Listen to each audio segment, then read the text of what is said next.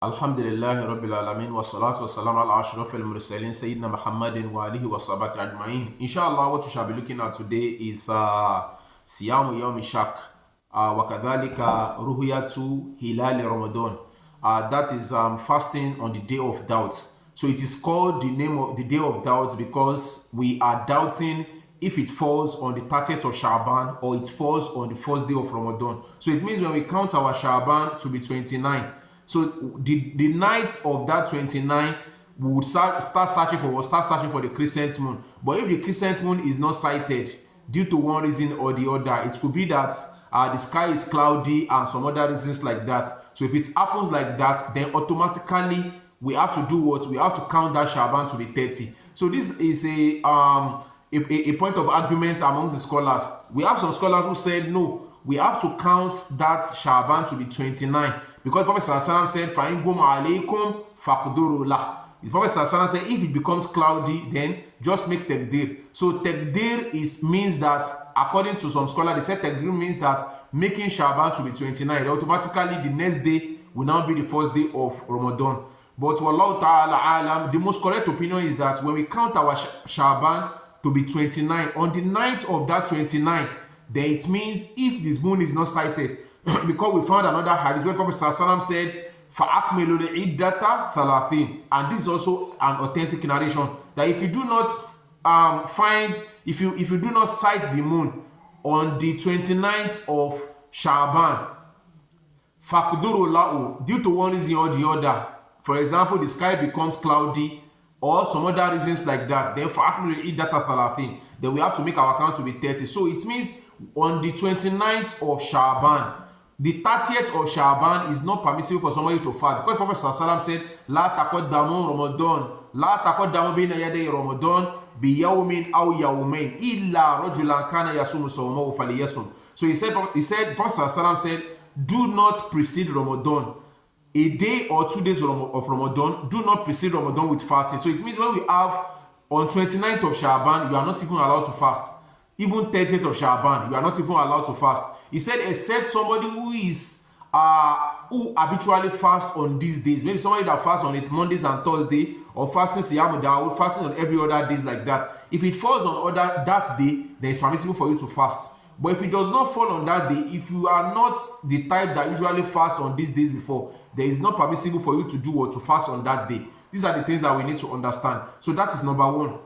Number two is that so we have to count our Sha'ban to be 30 days. So that 30th day will now be Yawm Shak, the day of doubt, because we do not know if that day falls on as part of Sha'ban or it falls as part of what? As part of Ramadan. So that's why it's not permissible for us to fast on that day, and that day should not be considered as what? As the first day of Ramadan, just like some people do in this present time. And what they rely on is the hadith of Abdullah bin Umar, but I don't want to go there.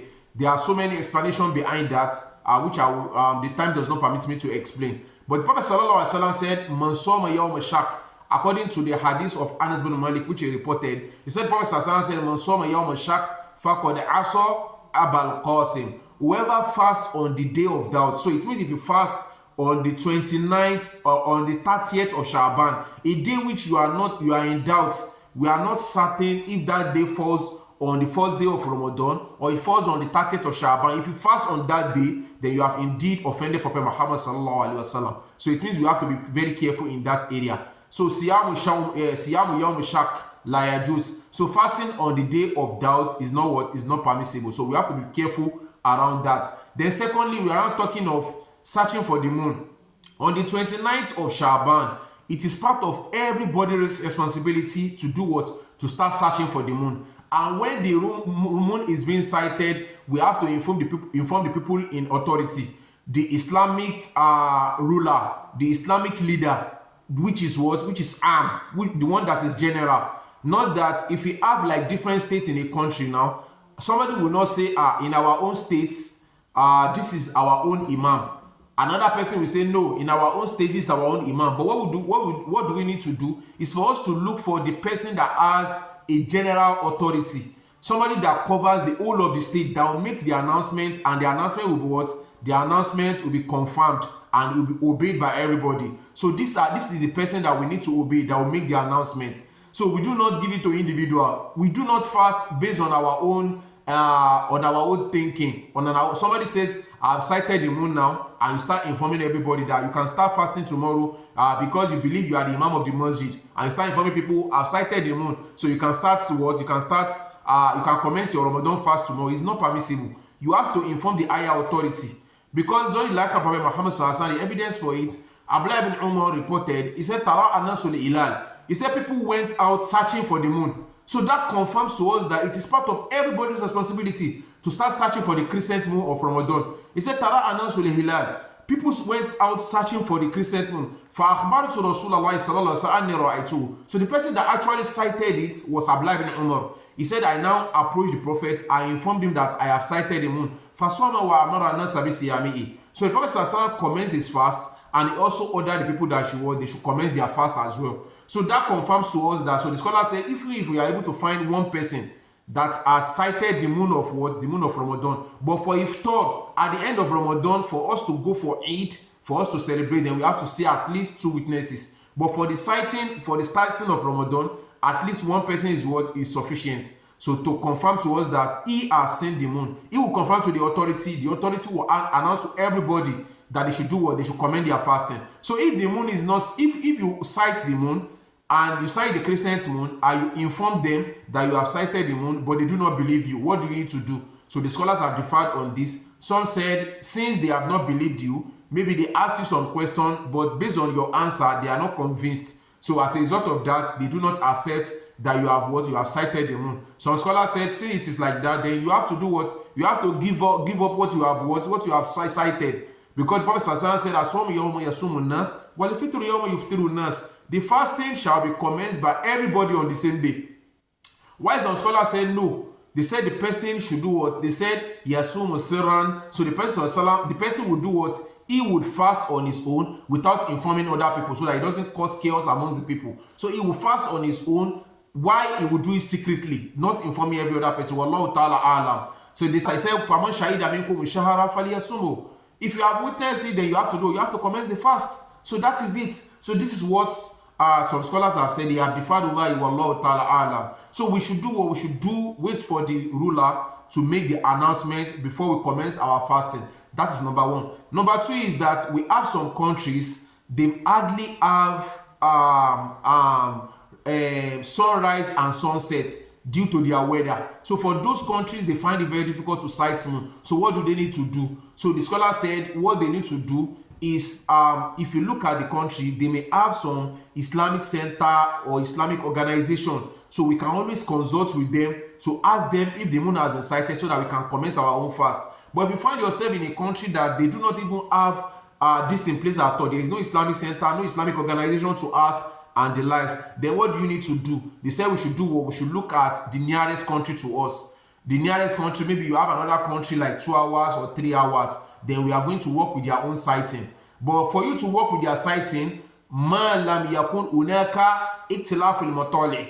As long as there is no difference in our matali, it's when the sun rises and the sun sets. So it means if the sun is rising in our own country at 9 let's say for example at 7 a.m. now, so it means at their own country too, it should rise at what? It should rise at 7 a.m. or it should be something very close. Not that the sun is rising 7 a.m. here, when we are at 7 a.m. they are at what? They are at 9 p.m.